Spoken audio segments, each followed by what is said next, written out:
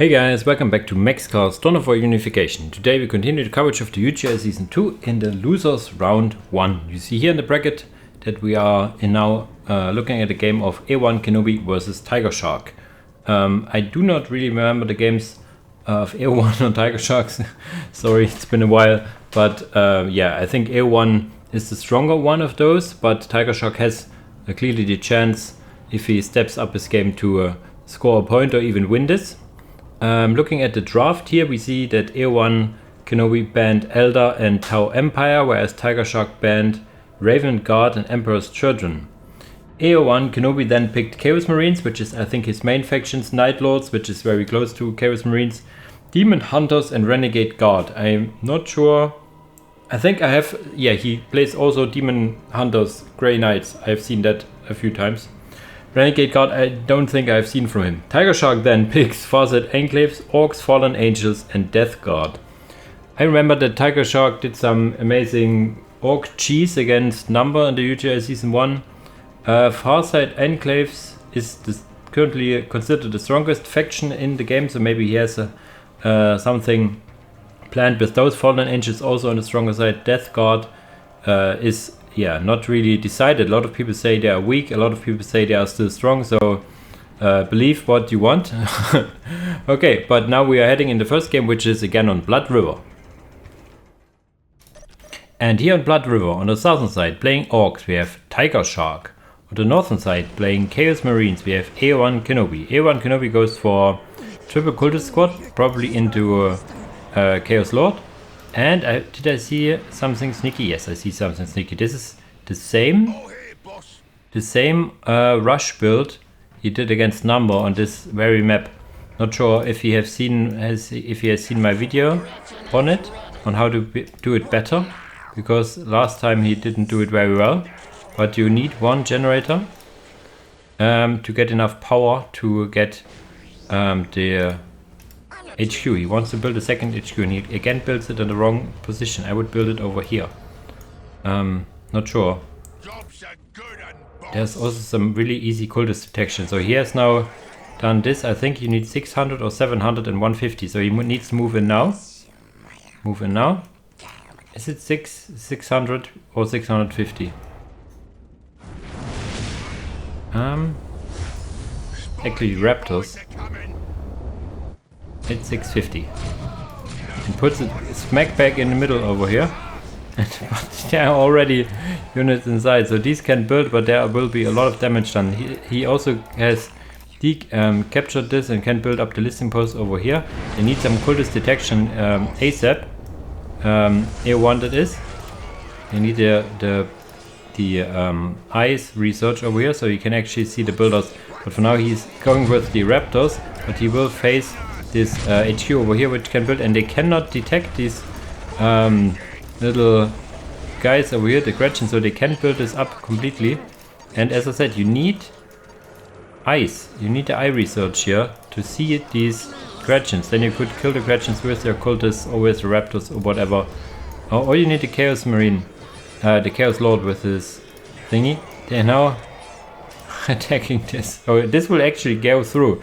The question is the economy good enough? I mean, this gives you 20 requisition after all, so it isn't that bad after all. It's not as good as a listing post or an upgraded listing post, but still is okay. Getting now the Boys Hut over here, which can also fire at all sides, which can help quite a lot. This thing, come on, this is gonna be interesting. It's nice that it actually goes up. I was not expecting it, because normally you can fight it very well, and you see these turrets from the HQ hurt quite a lot. These turrets from the HQ are, I think, the strongest turrets, but I do not know if you upgrade to tier 3 that they get stronger, but at least then you have 4 turrets. I think it was in Dark Crusade or somewhere where they had 4 turrets from the start and that got nerfed for obvious reasons. And this thing is now up and can shoot all these listing posts. There you go.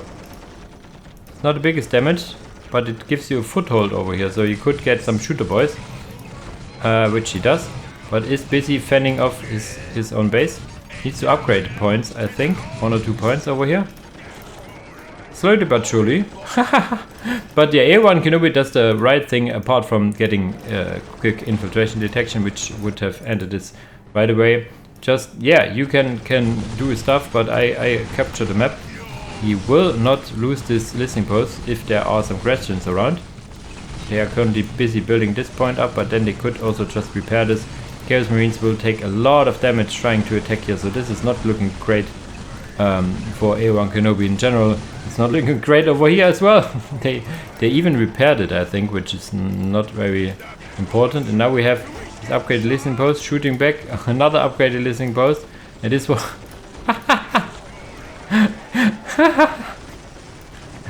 buildings fighting buildings. There you go. We have now reached the tower defense mode over here.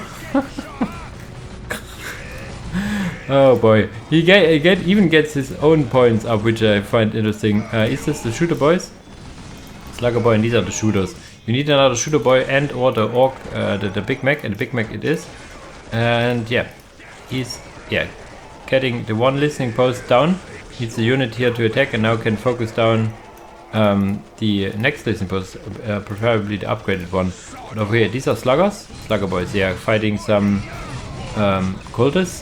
They will win every day, and now comes even in the Big Mac. So this looks not so good for A1 Kenobi. Is there something going on for him? He's going tier 2, so this might be a spade to victory. And he also has now the Chaos Lord. The Chaos Lord needs to be focused down. It will drain you a hell of a lot of resources, this repairing. And will, if you are unlucky, also not keep up. So he needs to change the direction of fire against the Chaos Lord as soon as he can. Will get DKB here. So A1 playing pretty solid over here, playing around it. And yeah, some mistakes by Tigershark. He got lucky that it got up. So now he needs to, defend it. There's a lot of stuff attacking it. You need to first and foremost attack the Chaos Marines, then the Cultists, then the Chaos Lord. But the Chaos Lord is still alive. Chaos Lord is now getting focused on. You need to go in, you can't go really in melee against the Chaos Lord with the Big Mac. The Big Mac can, for example, repair as well, but he can also peel off these models of these Cultists, for example. This would be nice. Another Chaos Marine squad is out. Tier 2 should be almost there. And this thing will go down, I think, the settlement. As I said, it has the wrong priority on killing this listening post. The listening post does the least damage of all of it here. Tier 2 is now finished. You can see it in the different model. Now this thing gets these cultists getting. The Big Mac is also now repairing, but now finally the listening post going down, and now you see the fire on the cultists, which get killed easily. Now attacking the Chaos Lord, I think. Where is it? What is it firing at? Oh, at the cultists. Yeah, now it fires at the Chaos Lord. If it would have fired at the Chaos Lord right from the get-go, this would be a whole different story. And yeah, so this was not well executed by Tigershark in the end. If you build it up here, for example, you only have 2 listening posts to fire at, but you have also a better position over here where you can have your units in the protective fire, whereas when you are here you have enemy forces all around. So this now backfired quite a lot, as Kubini, I was telling. A1 Kenobi is tier 2, whereas Tigershark is still very deep in tier 1 with just one squad of shooter boys, 2 sluggers, and a Big Mac. So basically what you open up with in minute 2 or something. There's now the Soulstorm coming in, and the Soulstorm is a mean customer. He can throw doom bolts, he can, if you upgrade it, use some different abilities, but no upgrade yet.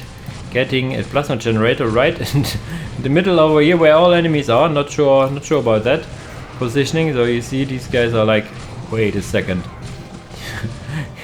Okay, they're getting shot too much, so they need to go away. Generator for Tigershark finishes as well. Needs more shooter boys, I guess. Or now would be the time for a, what is it called again? Pylo guns. He has a resource for it. Yeah, there you go. Doing most of the stuff pretty well. This point got decapped earlier, getting now capped again. These guys, you need to move out. Okay, they move out. Need to build up the point over here. Big Mac is standing around. Big Mac can challenge this apart from being the thing with the Chaos Lord over there. Did the shooter boys die, or is he Slugger. These are the shooters. Okay, they're still alive. Nice. And what is he going for? Another shooter sword. Yeah. Question is, however, when we see the first machine pit and when we will see probably Vindicator, if you ask me. Vindicator against all infantry is quite a powerhouse. Costs a lot of power, however. You could also go for just like a Rhino spam, for example. There's no anti-vehicle part. No, you can't even use the SAP ability. This needs to be researched first. Oh, bad movement. I think he ordered all units to move there, and one unit decided, yeah, I want to suicide and want to go over here. So this was a kind of a freebie for Tigershark here. Upgrading his system pose, hopefully getting every boy armor. No, he goes more for Mordaka. You can go for Mordaka if you would have, let's say, still this settlement over here. Going for Mordaka makes sense because Mordaka increases also the damage of all your turrets and placements. So this would have helped you quite a lot. What does he go for? Defiler. I would have liked to see a Vindicator, really. Some consider it too strong or whatever. I think shooting at a juicy blob of orcs, there's nothing better than a Vindicator. Vindicator has quite a long reload time and whatnot, but still. Now adding the Chaos Armory. So he wants to go for some infantry as well. Maybe the Havocs. The Havocs, I think, require an armory. There you go, now the Defiler coming in, melee. You could also just leave it as an artillery piece. Look at the nice flaming effects and everything. That's just gorgeous. Yeah, even firing on the move the artillery or what. Jesus. As I said, I would really like to see Vindicator here. Okay, he has this point. Tigershark wants to get this point and probably also will succeed. Going now almost tier 3. Upgrading the points is nice, but yeah, this crab here, is it a crab? A crab has 8 things. This has 6, so it's more like a bug or something. Who comes here in here and wants to kill the listen post and will succeed. So both the Defiler as well as the Chaos Sorcerer have high melee damage against buildings. Sorcerer normally is too fragile to come in close. What do we here? No, the Havocs. Yeah, the Havocs require you to have the armory, and the armory also allows you, if I would suggest, of course, the aspiring champions with plasma pistols. Plasma pistols has been researched already. You would need Purge the Weak. Purge the Weak is a mandatory upgrade if you go for armory and infantry, increasing the HP of the squad by quite a lot if you have the aspiring champion going on. This is now a battle for the ages. I'm not sure. The Big Mac should lose this. But yeah, as it was, as the Defiler was hurt earlier, this was closer than expected. And there's a lot of stuff fighting against this Defiler, so this Defiler will go down before getting the War Banner over here. The War Banner getting focused by these guys with plasma pistols, but I think they were all dial apart from the Chaos Lord over here. But this didn't go well. And we have some boys, and so in general the transition out of it was more or less standard. Would have really liked me to see some heavy boy armor.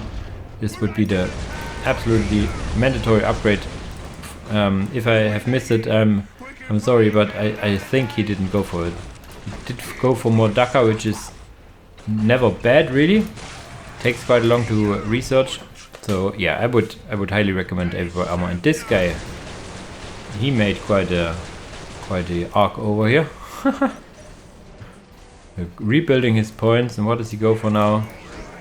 Tankbuster infiltration and 1 or 2 squads of tankbusters against Defilers, as they're really tanky. With 3k HP you want to have 2 actually. And there's the second Havoc squad. Ooh, there comes the Doom Bolts. How nice. Wow, I haven't seen the new effects on the Doom Bolts. Jesus Christ. Do they have rocket launchers? They do have rocket launchers. What you need is, of course, as I said, Purge the Weak and a Rhino. For these Havocs you really need a Rhino. Rhino is cheap and gives you a hell of a lot of mobility. Now, especially now that there are Storm Boys out and the Big Mac teleportation. Okay, the Big Mac is no more, but still, if I would add anything here, I would add a Rhino. Or 2, or 3, or 4. It never hurt really. Almost always worth the price. Even using the rage ability to fight off these Storm Boys in melee. Because why go and run away if you could just melee them down, I guess. This was quite a boss move over here. And now we have these Havocs shooting from all sides. Yeah, and there's GG. Tigershark sees that there's no way out of it. I really like that he still goes for the same old cheese opener. And it almost succeeded here. There was some mistakes in the target priority with the settlement. If he would have set their priority to the Chaos Lord earlier, and maybe, yeah, that's the main point. You still have to destroy my base. Oh, so he's yeah, doing not so nice move, and yeah, he comes in and loses all his stuff. Are we really in here for another minute? Come on, Tigershark. Be a nice boy. Delete your HQ and your settlement. You're already GG'd. These raptors are still around. So one thing, as we see this here, what you can do with jump squads, even if you do not, and you do not need them in the, or are they are obsolete in their fighting role, you can still use them very well to cap outer points, as they are very mobile. So there's even if you have, like, especially for orcs, if you have a transition out of storm boys and have like a squad with 1 or 2 storm boys left, yeah, keep them around, don't sacrifice them, keep them around to cap the map. Yeah, and finally Tigershark yeah, admitted defeat here, and yeah, this was quite a nice game. As I said, I would have really liked if Tigershark would have microed this a bit better, how it would turn out. This way he lost this settlement and all his momentum, so A1 Kenobi could basically macro out of him and tech out of him, and yeah, securing the victory in the first game. Yeah, with this we now jump into the second game. Let's see what Tigershark wants to pick map-wise. And here we are on the second map, Imperial City. On the left side, playing Demon Hunters Grey Knights, we have A1 Kenobi. On the right side, playing Farside Enclaves, we have Tigershark. Let's see if he does the opener right, send the builder to this over the landing filler, or I'm raging in for the next minute or two. Please, send it to the landing flare. No! This is 30 seconds. 30 seconds. Oh, God. Thank God, Tigershark. You almost got me raging for a minute. It lines up so well if you split the building that you have your first hero, I think, in 1:30. If you do not do it, it's like 2 minutes, and this is like 30 seconds in the early game is like ages.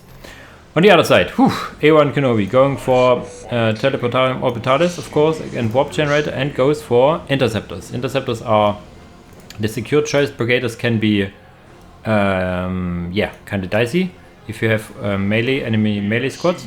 Getting his close points first. Does he go for 1, 2, 3? Yeah, 3 champions, and 1 actually waiting here to go with this, which is really nice. Adding another model of fighting capabilities. He will teleport with those guys as well. I mean, yes, you could argue that capping the map is more important, but if you want to go aggressive, might as well have another model out.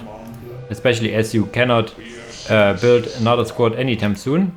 Have this squad better. So now quickly see if he sticks it around or immediately getting a commander. The consensus normally is to get a commander out as quickly as you can. There you go. Commander Archon is also considered one of the stronger ones, and immediately needs to yeah, get another orbital landing flare. And these, you see the economy, you need to wait out to almost the end, and then either pick a unit or use a, how should I say, a resource dump. Not sure why they teleported actually. They could have just walked and would be I think similar. Now they have the decap over here, which is nice. Now they need to fend off these puny Guessa over here, and so they will. This is not a fair fight if you ask me. The brother champion actually got out of the squad for a second, so I think he wanted to cap or something. Now quickly look at the Orca. If he remembers to do some stuff over here. There's Archon coming in. He even decaps his point over here, so economy wise he should more or less be equal. And I think you can now use the dump for acquisition or power. Most people use power. He goes for supply drop requisition. Yeah, okay, he wants to get more Guessa out, I guess, or reinforce those guys. Archon now standing here doing some AoE damage. The Brigaders will do some damage, and as they do not heal up very easily, any damage you do against the commanders is more or less persistent. Did they go now into melee? I think they should have waited for the commander over here. Yeah, it's just because of that. There's now the interceptors coming in, and the interceptors will do quite a chunk over here. Did he go for the weapon? No. Okay, create a target. And off they go. So the map advantage over here is for Tigershark.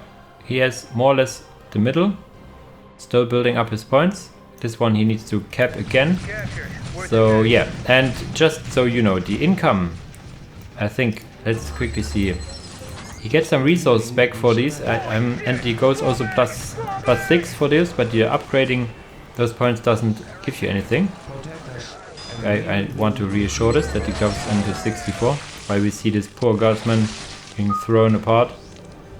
He now actually pulling in some orcas, so I cannot check. But all these points increase the income from the orcas. I think 5% requisition and 10% power by each point, multiplicatively. So the more points you have, it gets exponentially better. These poor breachers, they are good against these melee squads, but not good against those rangers, and will get immediately killed. Archon now also in melee getting down. So this, if I play Foresight Enclave, this is how it looks. You have like this impressive plays like by players, let's say like Rex or something, and if you cannot handle them, it looks like this. Sorry Tigershark, but this looks bad for you already. Is he going Archon back already, or is he getting Foresight now?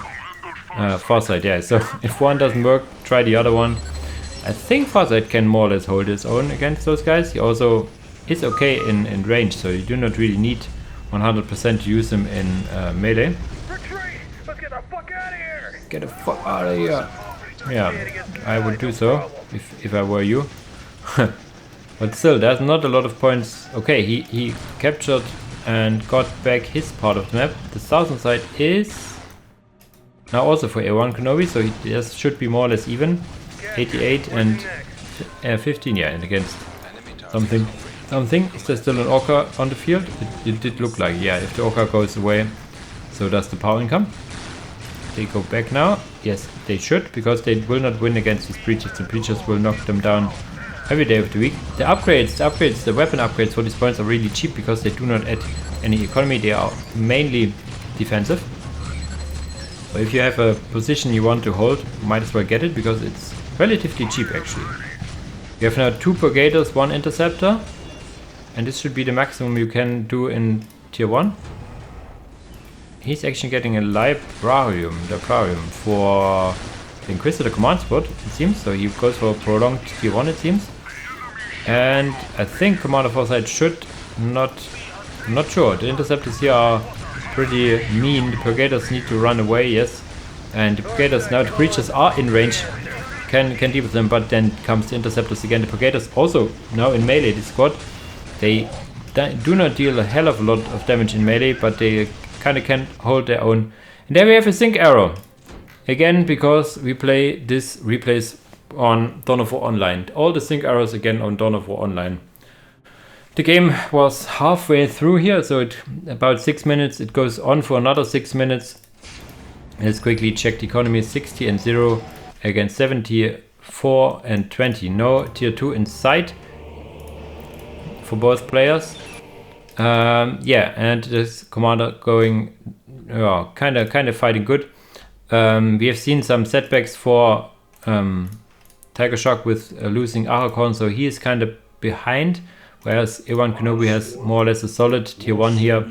So in the end, it is A1 Kenobi which takes this game as Grey Knights. I would have really liked to see how this pans out, probably with a tier 2. He has good resources. I think he would go for Inquisitor command squad and then to tier 2. Upgrading some points with some generators as well. Fighting out this fight over here where he should win. If he kills the Breacher team, he can then force back the Commander Farsight. The next commander is not available soonish. Give me a second. You need to have 1:30, then you have 3 minutes. It's 4:30, at 7:30 in a minute you could call the next commander. So yeah, yeah, whatever. I like this game also quite well, because the Granites we do not see often enough, and also Foresight we do not see often enough because it gets banned so often, and yeah, not a lot of people can play it very well.